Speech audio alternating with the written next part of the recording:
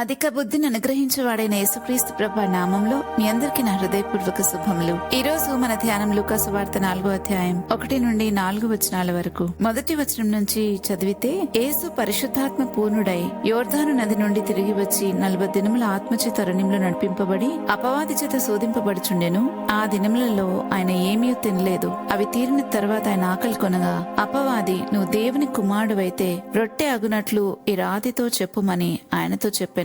4వ వచనం చూస్తే, అందుకు యేసు, మనుషుడు రొట్టె వల్ల మాత్రమే జీవించడు అని రాయబడి ఉన్నదని వానికి ప్రత్యుత్తరం ఇచ్చెను అని చదువుతాం. ఈ మొదటి వచనాన్ని చదివినప్పుడు మనకు అర్థమవుతుంది, యేసు ప్రభు వారు కూడా పరిశుద్ధాత్మ పూర్ణులై ఆత్మచేత నడిపించబడ్డారు అని. ప్రతి విషయంలోనూ ఆయన ఆత్మచేత నడిపించబడటం మనం గమనించాల్సిన విషయం. మనం కూడా యేసు ప్రభు వల్లే ఆత్మచేత నడిపించబడటానికే ప్రభు తన పరిశుద్ధాత్మను మనకు అనుగ్రహించారు. ఆయన మన హృదయాల్లోకి వచ్చిన తర్వాత మనము ఆయన చేత నడిపించబడాలని ప్రభు కోరుకుంటున్నారు. ఎందుకంటే దేవుని సంగతులు పరిశుద్ధాత్మకే గాని మరి ఎవరికి తెలియవని వాక్యం సెలవిస్తా ఉంది. కాబట్టి పరిశుద్ధాత్మ నడిపింపులో ఉంటేనే మనము దేవుని సంగతులను అర్థం చేసుకోగలం. ఒకవేళ పరిశుద్ధాత్మ నడిపింపు మనకు లేకపోతే మనలో లౌకిక ఆత్మ పనిచేస్తూ మనము దేవుని సంగతులను ఈ లోకపు సంగతులతో అనుసంధానం చేసుకోలేము. అప్పుడు దేవునికి వేరుగా బ్రతుకుతాము. దేవుణ్ణి ప్రేమిస్తున్నామని చెప్తూ దేవుని కోసం బ్రతుకుతున్నామని చెప్తాము, కానీ దేవుని చిత్తాన్ని చేయలేము. పరిశుద్ధ ఆత్మ నడిపింపులోనే ఒక వ్యక్తి దేవుని చిత్తమేంటో తెలుసుకోగలడు, దేవుని చిత్తాన్ని చేయగలరు. కాబట్టి ఈ విషయాన్ని మనం స్పష్టంగా అర్థం చేసుకోవాలి. యేసుక్రీస్తు ప్రభువారే ఆత్మపూర్ణులై పరిశుద్ధ ఆత్మ చేత అరణ్యంలో నడిపింపబడి అని మొదటి వచనాల్లో మనం చూస్తూ ఉన్నాం. కనుక మనం ఒకవేళ ఇందులో అంటే పరిశుద్ధ ఆత్మ నడిపింపులో మనం వెనకబడి ఉంటే ప్రార్థన చేస్తే దేవుడు మనకి సహాయం చేస్తారు. తప్పకుండా మనకు పరిశుద్ధాత్మ నడిపింపు ఏంటో తెలియచేస్తారు. పరిశుద్ధాత్ముడే మనకు దేవుని ఎడల భయభక్తులను పుట్టించేవాడు. కాబట్టి పరిశుద్ధాత్మ నడిపింపు లేకుండా ఒక వ్యక్తి దేవుని పట్ల భయభక్తులు కలిగి ఉండటం కూడా అసాధ్యమే. ఈ సంగతులన్నీ మనం గుర్తించాలి. ఇదంతా నాకేమీ అర్థం కావట్లేదు, అసలు పరిశుద్ధాత్మ నడిపింపు అంటే ఏంటి అని మనలో ఎవరమైనా ఆలోచిస్తుంటే దానికి జవాబు ఏంటంటే, పరిశుద్ధాత్మ నడిపింపు అంటే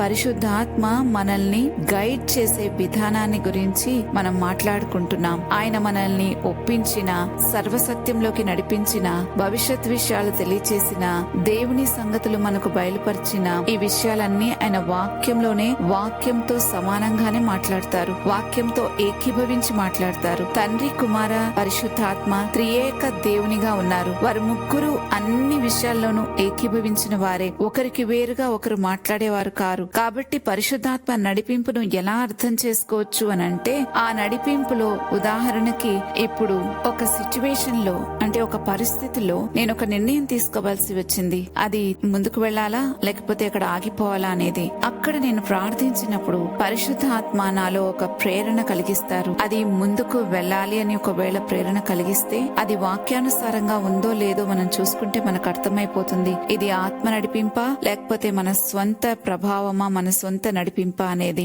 కాబట్టి ప్రతి విషయంలోనూ పరిశుద్ధాత్మ మనల్ని గైడ్ చేసే విధానం ఎలా ఉంటుందంటే, అది వాక్యానుసారంగానే వాక్యంతో ఏకీభవించి వాక్యంలో ఏం చెప్పబడిందో ఆ రీతిగానే ఉంటుంది. వాక్యానికి వేరుగా ఉండేది ఏది కూడా పరిశుద్ధాత్మ నడిపింపు కాదు అనే సత్యాన్ని మనం గ్రహించగలగాలి. వాక్యం సెలవిస్తా ఉంది, మనము పరిశుద్ధాత్మలో ప్రార్థన చేయాలని, పరిశుద్ధాత్మ ద్వారా ఆరాధించాలని. ఈ రీతిగా చాలా విషయాలు మనం గమనిస్తే పరిశుద్ధాత్మ నడిపింపులో మనం ఉండాలి అనేది స్పష్టంగా వాక్యం సెలవిస్తా ఉంది. యేసుప్రభు వారు కూడా అలాగే నడిపించబడ్డారు. ఇంకా మనం 2వ వచనాన్ని గమనించినట్లయితే, అపవాది చేత శోధింపబడుచుండెను. ఆ దినములలో ఆయన ఏమీ తినలేదు. అవి తీరిన తరువాత ఆయన ఆకలి కొనగా అనే మాటను మనం చూస్తే మనకి ఒక విషయం గుర్తొస్తుంది. అదేంటి అనంటే, మీరు శోధనలో ప్రవేశించుకున్నట్లు మెలకువ కలిగి ప్రార్థన చేయండి అని ప్రభు శిష్యులతో చెప్తా ఉన్నారు. అయితే అక్కడ మనం చూస్తే ఈ 2వ వచనంలో ఆయన శోధింపబడుతుండెను, ఆ దినములలో ఆయన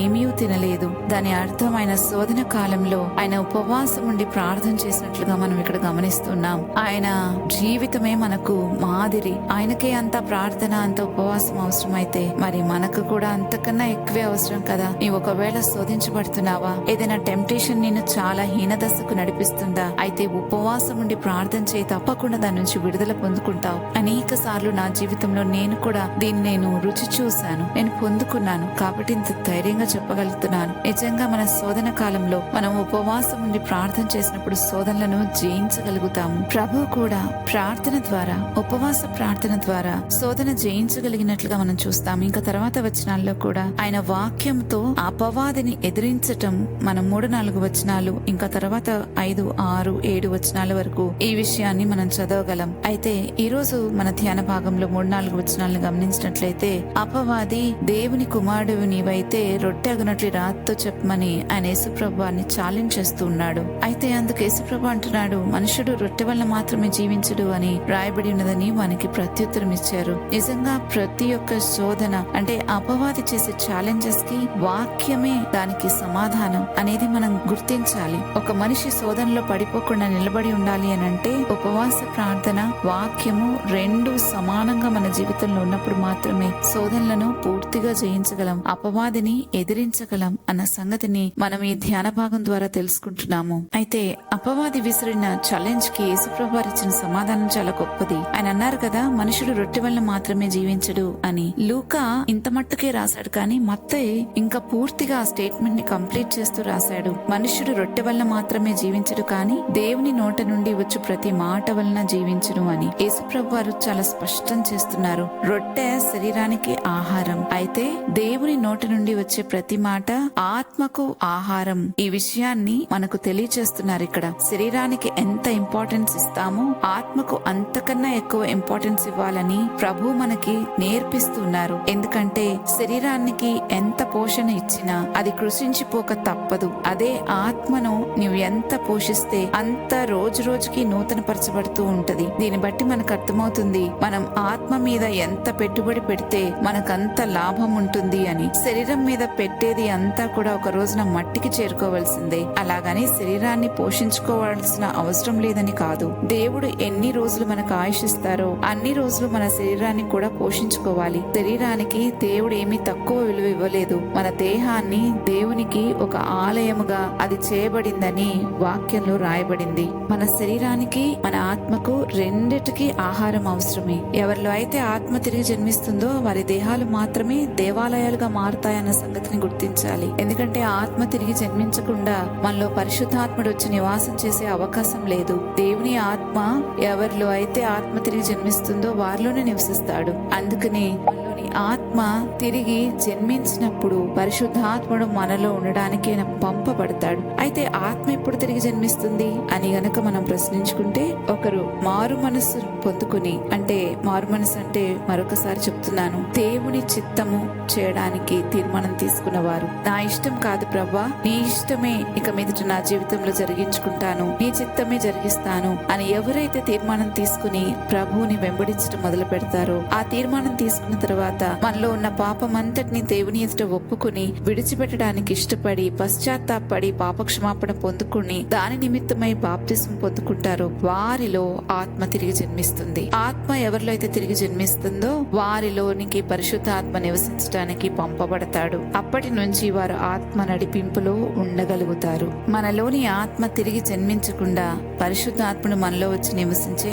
అవకాశం ఉండదు. కనుక ఇది గుర్తించాలి. ఇది అర్థం చేసుకుంటే మనకి అన్ని విషయాలు క్రమంగా అర్థమవుతాయి. మనం కూడా క్రమంలో ఉండొచ్చు, లేకపోతే మనం కూడా అక్రమం చేయవారిలాగా అయిపోతాం. అందుని బట్టి ఈ విషయాలన్నిటిని గ్రహించుకుంటూ మనం ఇంకా ఈ రోజు మన ధ్యాన భాగంలోనికి వస్తే, శరీరానికి ఎంత పోషణ ఇచ్చినా దాని వలన ప్రయోజనం ఏమీ లేదు. కానీ మన ఆత్మను తిరిగి బ్రతికించుకున్నాక మన శరీరాలు అప్పుడు దేవుని దృష్టికి ఎంతో విలువైనవిగా ఉంటాయి. ఏదో ఒక రోజు ఆయన సమస్తమును తనకు లోబర్చుకుని చాలిన శక్తిని బట్టి మన దీన శరీరాన్ని తన మహిమగల శరీరంకు సమరూపం గలదానిగా మారుస్తానని వాగ్దానం చేశారు. ఫిలిప్పీలకు రాసిన పత్రిక 3:21 ఈ వాక్యాన్ని మనం చదవగలం. కాబట్టి అటువంటి వాగ్దానం పొందుకున్న మనము ఈ రోజున ఆత్మను శరీరాన్ని సమానంగా పోషించుకోగలగాలి. లేదా మరి మరింత ఎక్కువగా ఆత్మని పోషించుకోగలిగితే అది శరీరానికి కూడా బలమే. గనుక ఈ విషయమందు ఈరోజు దేవుడు ప్రభు మాట్లాడిన ఆ వాక్యంలో